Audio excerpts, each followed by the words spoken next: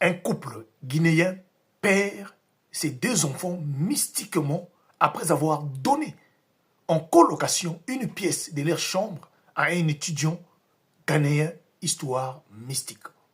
Avant toute chose, j'aimerais attirer votre attention. Prions sans cesse et surtout de ne pas oublier que le monde ici-bas est un monde là où il y a plusieurs mondes.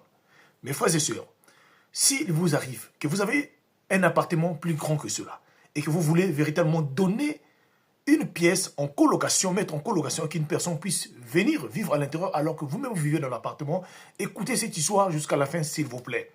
Ces choses-là peuvent vous arriver. Et surtout, faites attention, car nous sommes dans un monde là où il y a plusieurs mondes.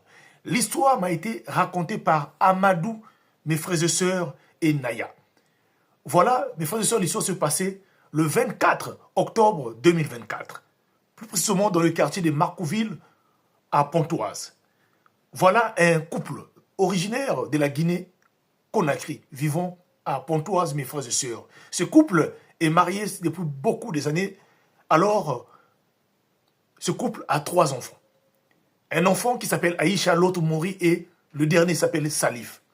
Le couple vivait une vie normale. Le couple avait, au fait, l'appartement de 5 pièces. Donc l'homme travaillait, la femme ne travaillait pas. Alors pour joindre les 2 bouts du mois, le couple décide donc de prendre une seule pièce de 5, voilà, de l'appartement, de mettre cela en colocation.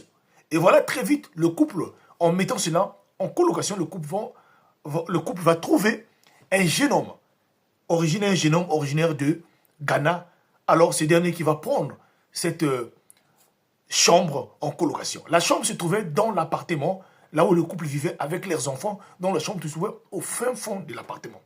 Et le jeune homme qui va venir prendre cela, il s'appelle Mansa. Mansa, alors, en arrivant à Pontoise, lui est un étudiant qui fréquente donc dans l'université de Pontoise, donc l'université de Cergy. Et voilà, mes frères et sœurs, c'est là, au départ, quand le jeune homme est venu rentrer dans sa chambre, au départ, il y avait l'ambiance. Mais après une semaine, l'ambiance au sein de l'appartement a commencé à changer. Dès le premier jour, les enfants, donc des Amadou et Naya, commençaient à se plaindre du couloir, là où se trouvait la chambre du jeune homme, que le couloir n'était plus comme avant et que les enfants avaient constaté que chaque nuit, il y avait comme l'ombre bizarre qui traînait là au sein de l'appartement. Mais jusque-là, les parents ne prenaient pas ça vraiment en considération, mes frères et sœurs. Alors, les temps se sont passés. Un jour, voilà comment Mensa était rentré à la maison avec, voilà, la nourriture qu'elle avait achetée en route. Et donc, il arrive à la maison, voilà, comme Nonsa, donc le Ghanéen avait la possibilité à chaque fois, s'il avait besoin de manger, on lui avait autorisé de venir manger donc au salon de ce couple-là. Donc, il se met pour manger. Et ce jour-là, les enfants étaient là autour de sur la télévision. Un des enfants qui s'appelle Salif, donc le dernier, se rapproche vers Monsa afin de vouloir manger avec lui. Voilà comment Monsa lui donne la nourriture. Mais quand ses parents sont dans la chambre, sont sortis, ses parents étaient furieux en disant que non, lui n'avait pas le droit de donner leurs enfants de la nourriture et ce n'était pas bon.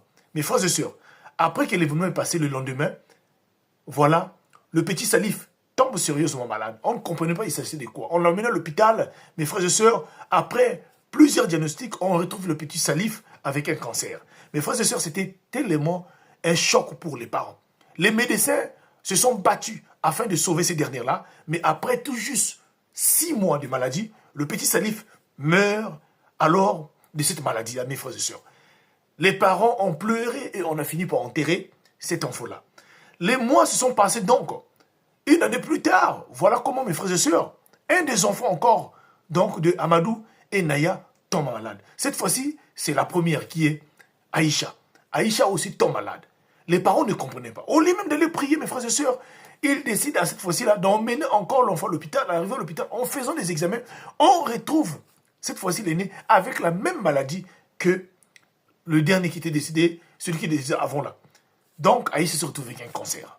Et donc, les médecins ont fait tout ce qu'il fallait faire. Mais voilà au sein de l'hôpital une infirmière africaine qui travaillait là-bas, qui connaissait bien la famille et qui connaissait bien le cas de leur premier enfant. C'est lui-là, cette infirmière va être attirée par rapport aux faits. Et c'est lui qui va éclaircir un peu les parents en disant aux parents, attention, vous avez perdu un enfant de la même maladie. Et la deuxième qui arrive là, la même maladie. Est-ce qu'il n'est pas possible de vérifier aussi du côté spirituel de nous, les Africains? Mais les parents, sauf qu'au départ, n'ont pas voulu prendre cela en considération. Voilà, le deuxième enfant venait de partir, mes frères et sœurs. Suite à cela, alors, ça va tellement dépasser Amadou et Naya, mes frères et sœurs. C'est là où les deux décident donc de chercher des solutions. Amadou, après l'enterrement d'Aïcha, il reste avec un seul enfant. Pendant ce temps, Amadou décide donc de faire un tour en Guinée-Conakry. Et quand il va en Guinée-Conakry pour 2 semaines, c'est là où il arrive par là. En arrivant en Guinée-Conakry, il cherche donc à consulter. Mais ce qu'on va lui dire en Guinée-Conakry, mes frères et sœurs, c'était à couper le souple au-delà de ses forces, mes frères et sœurs.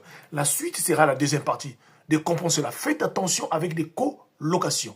Beaucoup ont hébergé des revenants sans se rendre compte. Merci.